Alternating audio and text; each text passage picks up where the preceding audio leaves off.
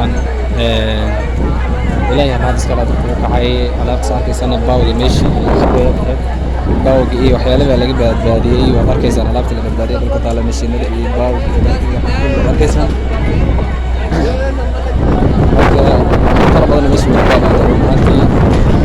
waana waddanka Kenya magaalada Mandera عاصمة دي سمنا عاصمة مملكة